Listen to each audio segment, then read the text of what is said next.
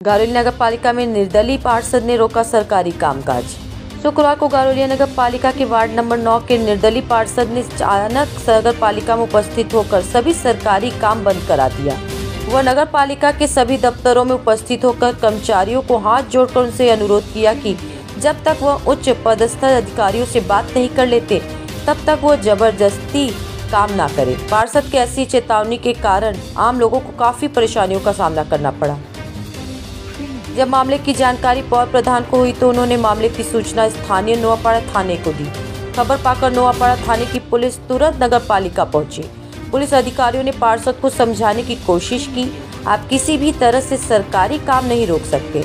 अगर कोई समस्या है तो आप पौर प्रधान से बात करें। किसी भी शारीरिक अस्वस्थता को लेकर भी पौर प्रधान रोमन दास और उप पौर प्रधान अशोक सिंह नगर पालिका पहुंचे और पार्षद मकसूद हसन को अपने कमरे में बुलाकर बातचीत की। कुछ देर की बातचीत के बाद ही पौर प्रधान के कक्ष में ही पार्षद और पुलिस के बीच नोकझोंक भी हो गई। না আমি ওনাকে বোঝালাম বিএমএস এর কাজ, উনি বলছে ওনার বিএমএস এর কাজ কেন দেওয়া হলো। আমি ওনাকে এটাই বোঝালাম বিএমএস এর কাজ 1 লাখ টাকা 50,000 টাকা হয়, আপনাকে যা কাজ দিতে হবে 10 লাখ 5 লাখ 3 লাখ এরকম বড় কাজ দিতে। উনি বললে আমার ওয়ার্ডে তো এত বড় কাজ নেই, তাহলে পাঁচিল দিন। আমি পাঁচিল বা কমিউনিটি হল এইসব বিএমএস এর কাজে হয় না।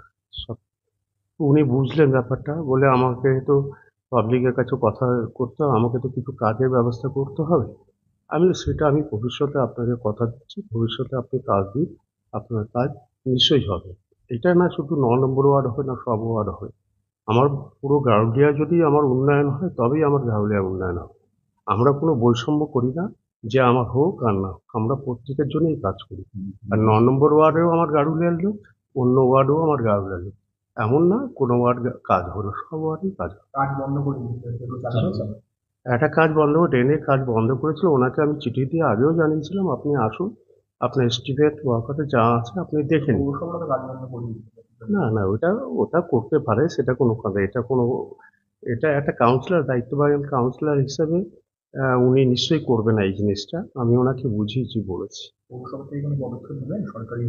না আমি এই মুহূর্তে কাউন্সিলর হয়ে কাউন্সিলর বিরুদ্ধে পদক্ষেপ এই মুহূর্তে নিতে চাইছি না।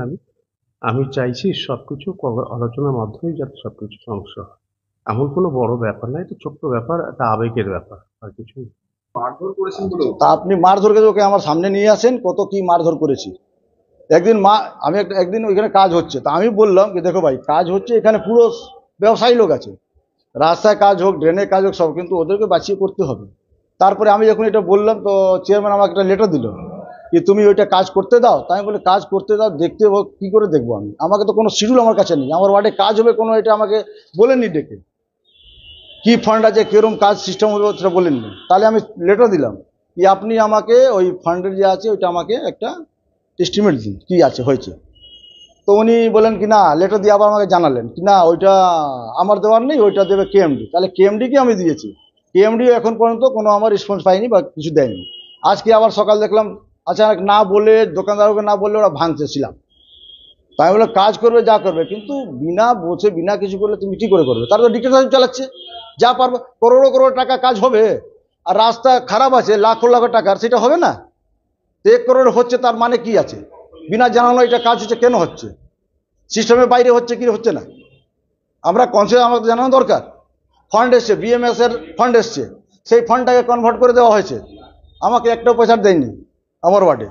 এরা সব নিজে কি করেছে। আমি চেয়ারম্যানকে বলেছি বোর্ড মিটিংয়ে এসে 31 তারিখ, আমি বোর্ড মিটিংয়ে আসি না, একবার এসেছিলাম, আমি দেখলাম কি পুরো মিটিং হচ্ছে, আমি ঘুষলাম 4টের সময়, বললাম চেয়ারম্যান সাহেব আমরা চেয়ার হ্যাঁ बैठने का कि आप फेंक दिए।